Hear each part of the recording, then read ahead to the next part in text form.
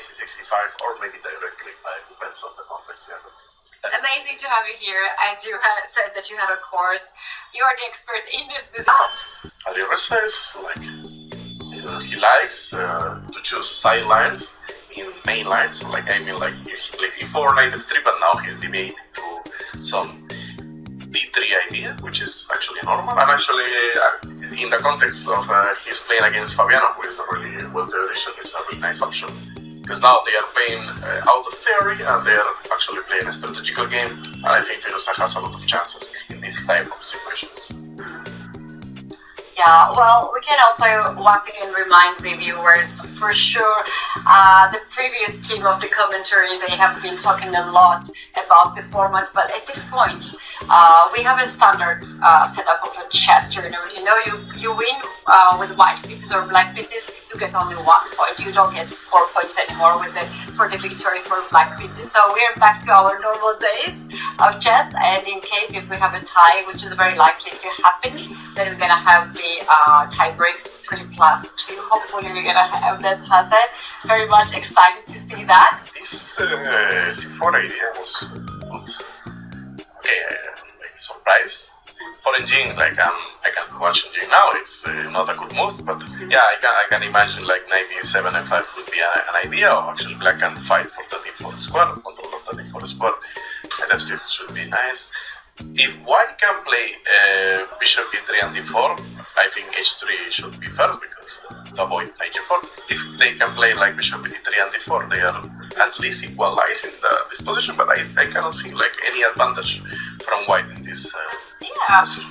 Here Alireza played bishop to e3. He allows knight to g4 happen. Do you think Fabi will play that way? I will not be afraid if white plays d4 because I can just exchange everything and play c6 and it's normal position for black. But yeah, if they want to have some double-edged position, unbalanced position, they can try knight g4. I don't know if Firouzja will allow Fabiano to take on e3. Maybe why not to play like queen e2, and if they take, I will take with pawn, and I have potential big center. I control a lot of good squares on the center. I can play with this diagonal, like for example the knight g4. I don't know if I can just put it on the board. The f3, and now yeah, I can play for these squares. I can maybe play with knight h4, knight f5. I can just start to put my pieces in an attacking mood. So I don't know. Okay, should be not bad for black. It's interesting. Position is alright. That made Fabi to think a little bit, and after some thought, he plays rook to e8 to win this rook.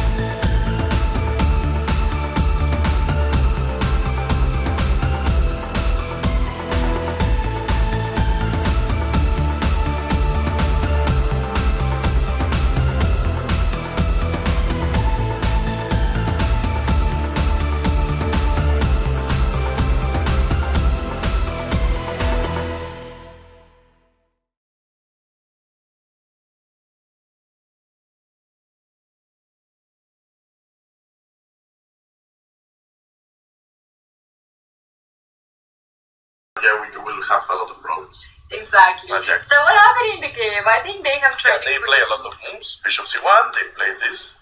We just lost a piece. Yeah, he lost a piece. Oh my goodness. Now officially, Firouzja took it. And Wow. yeah, this position. Firouzja will take some time to convert the advantage. But yeah, I think there is no, for his level, for 27 or an ex and former 2800 player, will be not difficult to win this type of position. Yeah, well, I don't know, was it a Fabi's blunder or was it Alireza's strong? That was totally Fabiano's blunder. I will just, how to say, summarize this game by a bad choice of opening by Firouzja, bad decisions in the upcoming middle game by playing d4 and by just sacrificing the c4 pawn without calculating. But yeah, Firouzja did like 3-4 small mistakes, but just Fabiano made the big blunder and he just dropped a piece. He just forget the 90 for intermediate. Yeah. I don't know if you can like define that like you have bad luck, because you made just one mistake and my opponent did 3 small mistakes and I'm losing. If I am Fabiano, I just made one big mistake and I'm losing, but I did everything really well before. But that is chess, you know. You can do like 6 good moves. And one But move if you is enough. made the biggest blunder, Yeah. the next move you are losing. So Exactly. I don't know if you are 80% credit to Fabiano, but actually 94 was not that easy, easy to do. So Firouzja, I don't think like every player of this tournament will find 94 as easy as he finds it. So, yeah, totally great to Firouzja, but obviously Fabiano is not in good form today. It was a teamwork of both players, which favors They are working on right?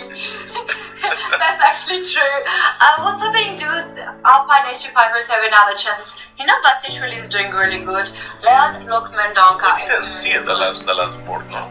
Let's go and check that one, yes. Yeah, he's converting without any problem. Now it's just 1 pawn for the piece, and this king. Okay, I think like this is almost made with rook h1, h4, maybe some prophylactic idea, but yeah, this is almost made. Yeah, actually rook h1, and if you take, for example, bishop e3, avoiding you to play king g5, and next move is mate. So. It's a mate. Yeah. Oh, actually, you are mating with bishop h5 also. So. Rook h1, wow. Bishop e3. Fantastic. And And the king is just locked there. I think for Firouzja will be not hard to find it. He has 1 minute 30 seconds, he's taking his time, and this is a moment he can play, right? He's enjoying the position. Yeah. He loves to play with 1 second. And he goes for a great yeah. one. For him, it's not. Resignation has happened on the last board. Yeah. Mark 2 points for Alpine H2 Vipers But and with black, 2 0. points with black, so that it's Great, yeah. more than. Do you think Fabi will resign in this position? He doesn't have any. Yeah, he needs to resign. Yeah, here we have a handshake. Alireza did a great job. Alireza He did a needs fantastic to job. win. He's leading his team to the championship, the first place. So yeah, all credits to Firouzja. Let's see